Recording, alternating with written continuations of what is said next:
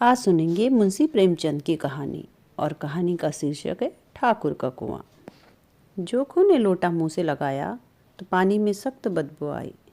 गंगी से बोला, यह कैसा पानी है, मारे बास के पिया नहीं जाता। गला सूखा जा रहा है और तू सड़ा हुआ पानी पिलाए देती है। गंगी प्रतिदिन शाम को पानी भर लिया करती थी। कुआं दूर था, बार बार जाना मुश्किल था। कल वह पानी लाई तो उसमें बू बिल्कुल न थी। आज पानी में बदबू कैसी? लोटा नाक से लगाया तो सचमुच बदबू थी। जरूर कोई जानवर कुएं में गिरकर मर गया होगा, मगर दूसरा पानी आवे कहाँ से? ठाकुर के कुएं पर कौन चढ़ने देगा? दूर से लोग डांट बताएंगे, साहू का कुआं गांव के उस सिरे पर है, परंतु वहां भी कौन पानी भरने देगा? चौथा कुआं गांव में है ही नहीं। जोगू कई दिन से बीमार है। कुछ देर तक तो प्यास रोके चुपचाप पड़ा रहा, फिर बोला, अब तो मारे प्यास के रहा नहीं जाता, ला थोड़ा पानी नाक बंद करके पी लूं। गंगी ने पानी न दिया। खराब पानी पीने से बीमारी बढ़ जाएगी, इतना जानती थी, परंतु यह न जानती थी कि पानी को उबाल देने से उसकी खराबी जाती रहती है। बोली, यह पानी कैसे पियोगे? न जाने कौन जानवर मरा है। कुएं से मैं दूसरा पानी लाई देती हूँ। जोखू ने आश्चर्य से उसकी ओर देखा। दूसरा पानी कहाँ से लाएगी? ठाकुर और साहू के दो कुएं तो है, क्या एक लोटा पानी न भरने देंगे? हाथ पांव तुड़वा आएगी और कुछ न होगा, बैठ चुपके से। ब्राह्मण देवता आशीर्वाद देंगे, ठाकुर लाठी मारेंगे, साहू जो एक के 5 लेंगे। गरीबों का दर्द कौन समझता है? हम तो मर भी जाते हैं तो कोई द्वार तक झांकने नहीं आता, कंधा देना तो बड़ी बात है। ऐसे लोग कुएं से पानी भरने देंगे? इन शब्दों में कड़वा सत्य था। गंगी क्या जवाब देती, किंतु उसने वह बदबूदार पानी पीने को न दिया। रात के 9 बजे थे। थके मांदे मजदूर तो सो चुके थे। ठाकुर के दरवाजे पर 10-5 बेफिक्रे जमा थे। मैदानी बहादुरी का तो अब जमाना रहा है न मौका। कानूनी बहादुरी की बातें हो रही थी। कितनी होशियारी से ठाकुर ने थानेदार को एक खास मुकदमे में रिश्वत दे दी और साफ निकल गए। कितनी अक्लमंदी से एक मार्के की मुकदमे की नकल ले आए। नाजिर और मोहतमिम सभी कहते थे नकल नहीं मिल सकती। कोई 50 मांगता, कोई 100। यहाँ बेपैसे कौड़ी नकल उड़ा दी। काम करने का ढंग चाहिए। इसी समय गंगी कुएं से पानी लेने पहुंची। कुप्पी की धुंधली रोशनी कुएं पर आ रही थी। गंगी जगत की आड़ में बैठी मौके का इंतजार करने लगी। इस कुएं का पानी सारा गांव पीता है, किसी के लिए रोक नहीं, सिर्फ ये बदनसीब नहीं भर सकते। गंगी का विद्रोही दिल रिवाजी पाबंदियों और मजबूरियों पर चोट करने लगा। हम क्यों नीच है और ये लोग जो ऊंच है? क्यों? इसलिए कि ये लोग गले में तागा डाल लेते हैं। यहाँ तो जितने हैं एक से एक छंटे हैं। चोरी ये करें, जाल फरेब ये करें, झूठे मुकदमे ये करें। अभी इस ठाकुर ने तो उस दिन बेचारे गडेरिए की एक भेड़ चुरा ली थी और बात को मार कर खा गया।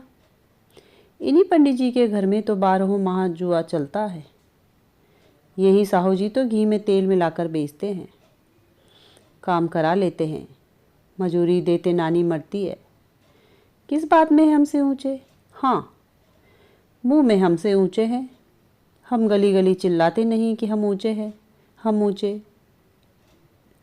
कभी गांव में आ जाती हूँ तो रस भरी आंखों से देखने लगते हैं, जैसे सबकी छाती पर सांप लौटने लगता है। परंतु घमंड यह कि हम ऊंचे हैं। कुएं पर किसी के आने की आहट हुई। गंगी की छाती धक धक करने लगी। कहीं देख ले तो गजब हो जाए, एक लात भी तो नीचे न पड़े। उसने घड़ा और रस्सी उठा ली और झुककर चलती हुई एक वृक्ष के अंधेरे साए में जा खड़ी हुई। कब इन लोगों को दया आती है किसी पर? बेचारी महंगू को इतना मारा कि महीनों लहू थूकता रहा, इसलिए तो कि उसने बेगार न दी थी। उस पर ये लोग ऊंचे बने हैं। कुएं पर 2 स्त्रियां पानी भरने आई थी, उनमें बातें हो रही थी। खाना खाने चले और हुक्म हुआ कि ताज़ा पानी भर लाओ, घड़े के लिए पैसे नहीं हैं। हम लोगों को आराम से बैठे देखकर जैसे मर्दों को जलन होती है। हाँ, यह तो न हुआ कि कलसिया उठाकर भर लाते, बस हुक्म चला दिया कि ताज़ा पानी लाओ, जैसे हम लौंडिया ही तो है। लौंडिया नहीं तो और क्या हो तुम? रोटी कपड़ा नहीं पाती, 10-5 रुपये छीन झपट कर ले ही लेती हो। और लौंडिया कैसी होती है? मत लजाओ दीदी, छिन भर आराम करने को जी तरस कर रह जाता है। इतना काम किसी दूसरे के घर कर देती तो इससे कहीं आराम से रहती। ऊपर से वह एहसान मानता, यहाँ काम करते करते मर जाओ, पर किसी का मुंह ही नहीं सीधा होता। दोनों पानी भरकर चली गई तो गंगी वृक्ष की छाया से निकली और कुएं के जगत के पास आई। बेफिक्रे चले गए थे। ठाकुर भी दरवाज़ा बंद कर अंदर आंगन में सोने जा रहे थे। गंगी ने क्षणिक सुख की सांस ली। किसी तरह मैदान तो साफ हुआ।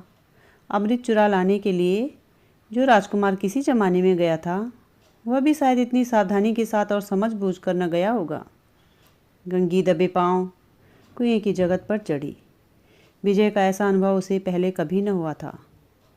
उसने रस्सी का फंदा घड़े में डाला, दाएं बाएं चौकन्नी दृष्टि से देखा, जैसे कोई सिपाही रात को शत्रु के किले में सुराग कर रहा हो। अगर इस समय वह पकड़ ली गई तो फिर उसके लिए माफ़ी या रियायत की रत्ती भर उम्मीद नहीं। अंत में देवताओं को याद करके उसने कलेजा मजबूत किया और घड़ा कुएं में डाल दिया। घड़े ने पानी में गोता लगाया, बहुत ही आहिस्ता, जरा भी आवाज़ न हुई। गंगी ने 2-4 हाथ जल्दी मारे, घड़ा कुएं के मुंह तक आ पहुंचा। कोई बड़ा सहजोर पहलवान भी इतनी तेजी से उसे न खींच सकता था। गंगी झुकी कि घड़े को पकड़कर जगत पर रखे कि एकाएक ठाकुर साहब का दरवाज़ा खुल गया। शेर का मुंह इससे अधिक भयानक न होगा। गंगी के हाथ से रस्सी छूट गई। रस्सी के साथ घड़ा धड़ाम से पानी में गिरा और कई क्षण तक पानी में हलकोरी की आवाज़ सुनाई देती रही। ठाकुर, कौन है, कौन है? पुकारते हुए कुएं की तरफ आ रहे थे और गंगी जगत से कूदकर भागी जा रही थी। घर पहुंचकर देखा कि जोखू लोटा मुंह से लगाए वही मैला गंदा पानी पी रहा है।